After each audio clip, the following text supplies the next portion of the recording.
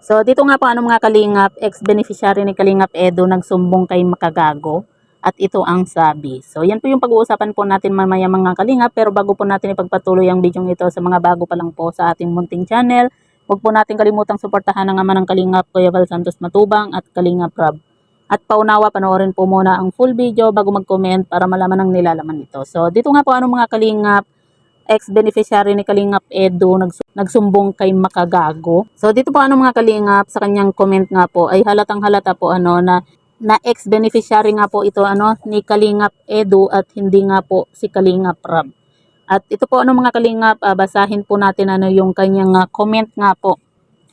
Kumbaga dito po mga kalingap, naka-blurred po yung profile po niya, pero halatang halata po yung sa sulat pa lang or sa comment pa lang po niya, halatang halata na po na ito po si Miss A nga po kumbaga nag-uumpisa na naman po itong si Miss A. Hanggang kailan kaya itong Miss A na tumahimik na lang mahilig po talaga itong si Miss A na sumausaw sa mga issue kagaya po dito, di ba? At yan nga po mga kalingap, basahin po natin yung sinabi nga po niya dito, huwag kang matakot sa kalingap po. Don't mind them, puro lang naman sila salita.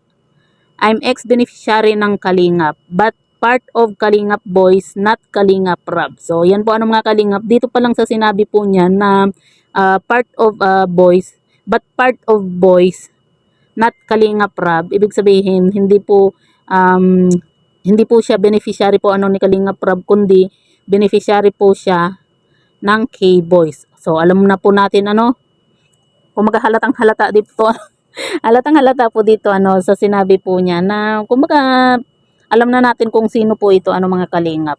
At yan nga po, sabi pa po niya dito, also ako yung umalis kasi ang toxic. Oo, natulungan ka nga pero iba yung utang na loob ang ipapamukha sa'yo. And yes, ako yung umalis. Cause of bashing, mismong si Kuya Val ang nang bash sa akin, pero siya yung founder ng ama ng Kalingap na siya dapat ang magtanggol sa nasasakupan niya. So yun po yung comment nga po niya dito at sabi pa po niya dito, pero iba yung nangyari, siya mismo yung nang balahura sa akin. At kung ano-ano tinawag sa akin, wala akong kasalanan nang dahil lang sa love team kaya ako na bash. Kasi pilit nilang sinisiksik na may gusto ako doon sa scouter ko. Dito pa lang po mga kalingap, alam na po natin na yun nga kung sino nga ba ito. Kahit na i-blurred pa po ni Makagago yung ang tawag dito, yung profile niya. Alam po natin kung sino ba itong nagsumbong dito kay Makagago. Makagago. Pareho lang. Parang pareho lang sila mahilig din talaga itong si A sa mga ganitong yung mahilig ang tawag dito, yung makisawsaw sa gulo. Tapos ang sabi pa po niya dito, yun nga yung sabi niya na nabash nga daw po siya dahil pilit daw na sinisiksik na meron nga daw po siyang gusto sa scouter ko. Sabi po niya pero wala naman talaga kasi may boyfriend naman ako. Buhaha. Ginagawan nila ako ng issue para lang mabash ako. Kaya mas pinili ko na lang umalis at gumawa ng sariling channel ko. So, yan po mga kalingap.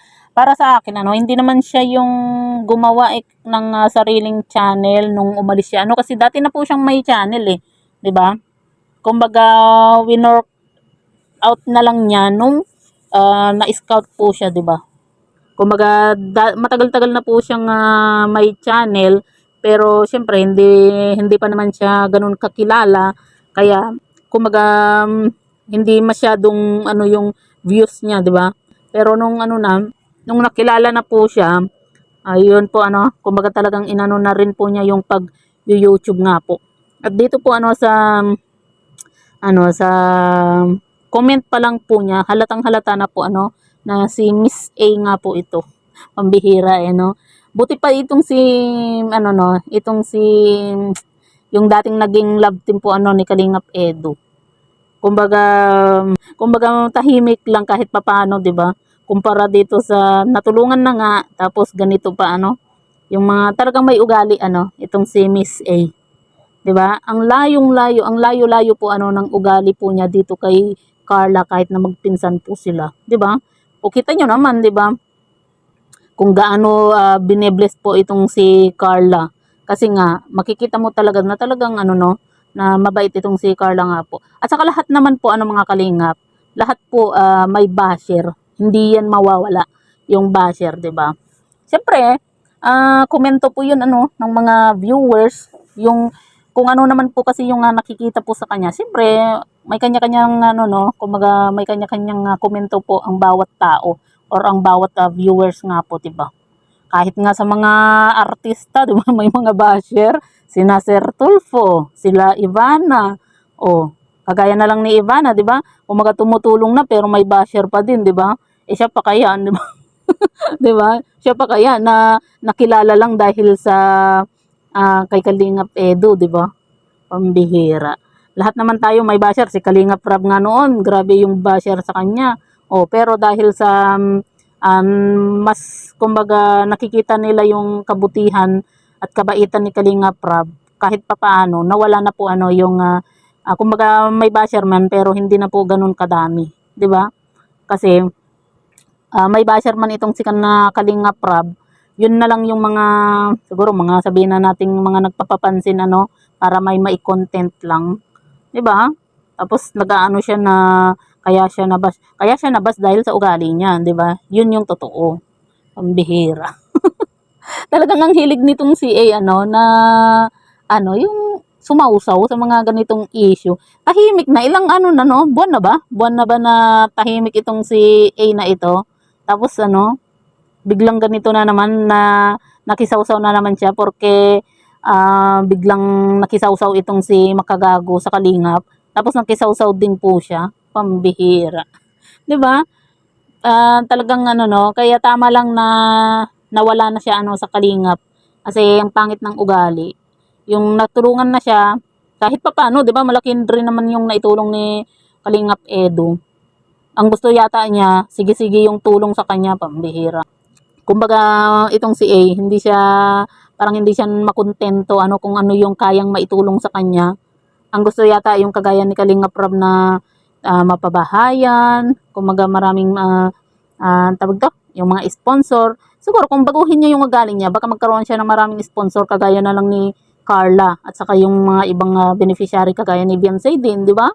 Oh, pambihira.